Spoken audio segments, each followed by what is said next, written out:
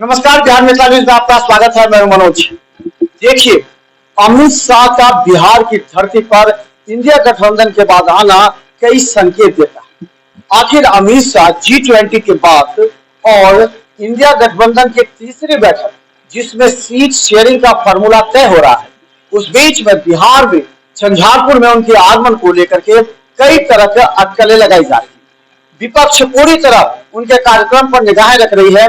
वहीं भारतीय जनता पार्टी के साथ एनडीए गठबंधन अमित शाह के आगमन को बहुत नए रूप में ले रही है, एक नए राजनीतिक रूप में ले रही है। तो हम बता दें, उनके आने से 16 तारीख का उनका दरभंगा के भी नेता जा रहे हैं, लेकिन झंझारपुर में उनका बड़ा अमित शाह के कार्यक्रम को लेकर के अब पूरे बिहार की राजनीति गर्म हो गई है। इंडिया गठबंधन के बाद अब एक बार पटना से जब भारतीय जनता पार्टी के प्रदेश अध्यक्ष सम्राट चौधरी झंझारपुर कार्यक्रम स्थल पर पहुंचकर पूरा निरीक्षण करने लगे। गौरतलब है कि सम्राट चौधरी के साथ विजय कुमार चौधरी एवं प्रतिपक्ष के नेता हरीश सहनी एवं अन्य विधायक सांसदों ने सम्राट चौधरी के साथ स्थल का निरीक्षण किया।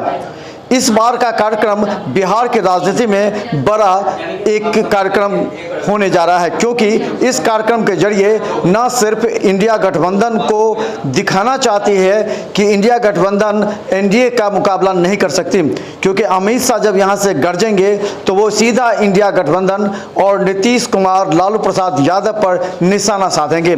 ये सभी जानते हैं। इसे लेकर के अब लगातार चर्चा चल रही है और कार्यक्रम स्थल की निगरानी करने में तमाम जो बड़े नेता हैं वो जुट गए हैं। हम बता दें कि झंझारपुर में आज अमित शाह के कार्यक्रम स्थल का निरीक्षण सम्राट चौधरी, विजय कुमार चौधरी, हरीश सहनी के साथ कई विधायक और सांसदों ने किया।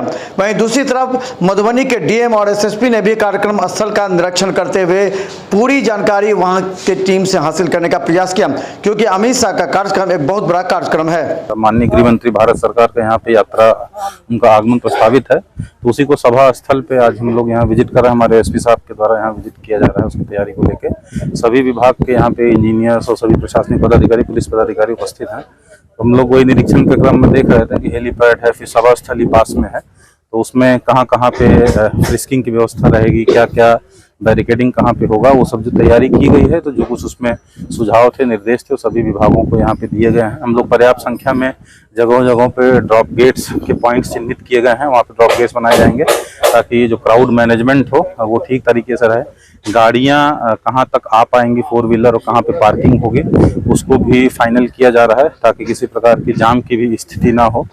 और जितने भी यहाँ पे आएंगे, जो कार्यक्रम में भाग लेंगे, जो श्रोतागण है, जो भी भाग इसमें करेंगे, वो सभी लोगों की फ्रिस्किंग होगी। पूरी सुरक्षा की पूरी व्यवस्था हम लोग कर रहे हैं। पर्याप्त संख्या में मजिस्ट्रेट और पुलिस बल यहाँ पे डिप्यूट किए जाएंगे, और फायर ब्रिगेड के और हेल्थ डिपार्टमेंट के भी उन सभी की टीम पूरी तरीके से तैनात रहेगी।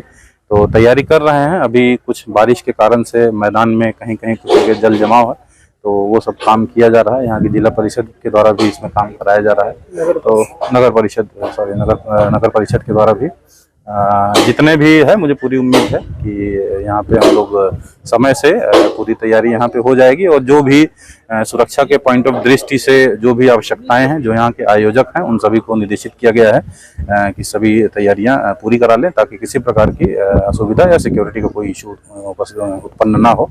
हम लोग उसकी पूरी तैयारी करवा लेंगे। Thank you. कितना ड्रॉप गेट?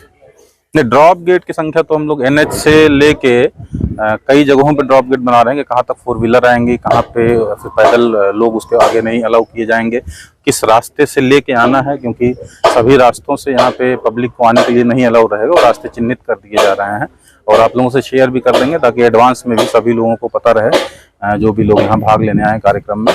तो पर्याप्त संख्या में लगाएंगे। हमको लग रहा है 20 से ज़्यादा ही ड्रॉप गेट्स की व्यवस्था रहेगी उसमें। और अभी